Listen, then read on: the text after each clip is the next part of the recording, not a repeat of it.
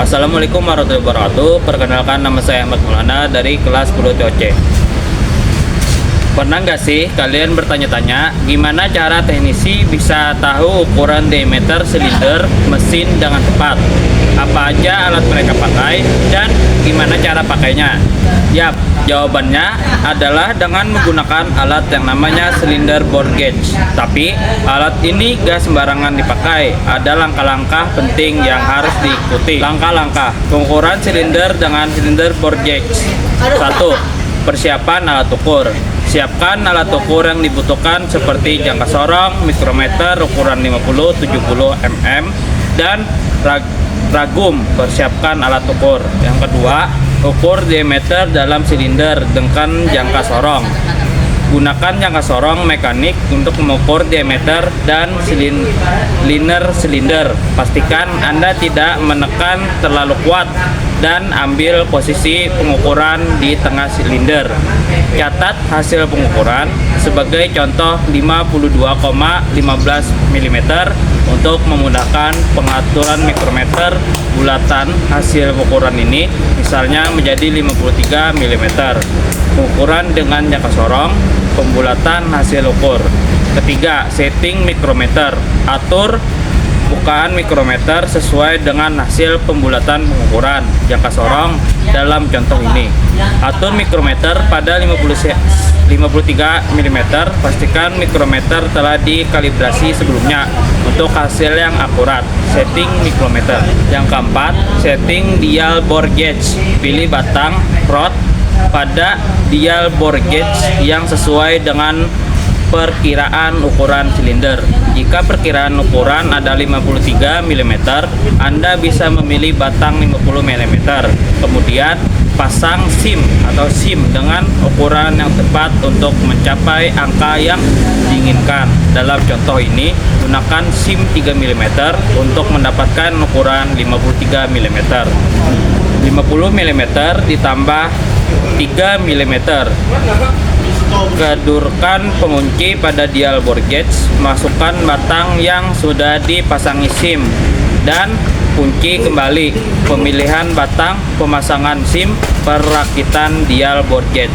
Yang kelima, pasang indikator dial. Pasang indikator dial pada dial bore gauge, pastikan jarum kecil pada indikator dial berada di angka 0. Pemasangan indikator dial. Yang keenam, kalibrasi dial bore gauge dengan mikrometer. Masukkan ujung dial bore gauge ke dalam mikrometer yang telah disetting. Pada langkah ketiga, contoh 53 mm, setting jarum pada indikator dial bore gauge ke angka 0. Proses ini memastikan dial bore gauge terkalibrasi dengan benar terhadap ukuran standar dari mikrometer. Kalibrasi dengan mikrometer, setting jarum ke 0. Ketujuh, pengukuran silinder. Identifikasi sisi X dan Y pada silinder. Sisi X adalah sisi di mana piston bergerak menghadap intake dan excuse manifold. Indikasi titik X dan Y. Langkah 6 kali pengukuran pada posisi yang berbeda.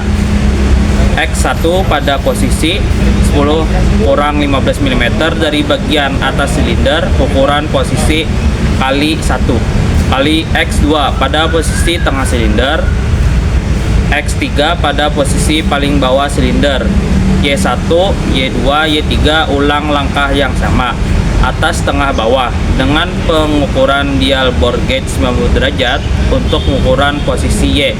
6 titik pengukuran.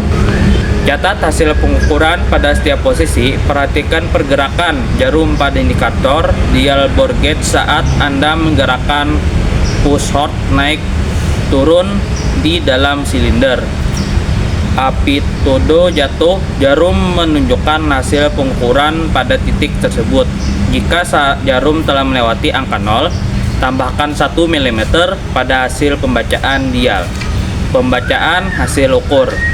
Penambahan 1 mm jika jarum melewati 0. Yang ke-8, hitung diameter silinder. Untuk mendapatkan diameter silinder yang sebenarnya pada setiap titik.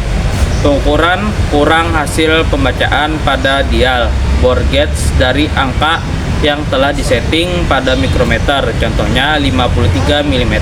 Misalnya, jika pembacaan pada dial bore gauge adalah 1,45 mm, maka diameter silinder pada titik tersebut adalah 53 mm kurang 1,45 mm, hasilnya 51,55 mm.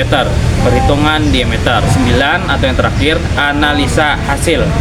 Bandingkan hasil pengukuran yang kita dapat dari keenam titik tersebut dengan sentifikasi standar yang diberikan oleh pabrikasi. Hal ini akan membantu kita menemukan apakah silinder masih dalam kondisi baik atau sudah aus dan perlu perbaikan.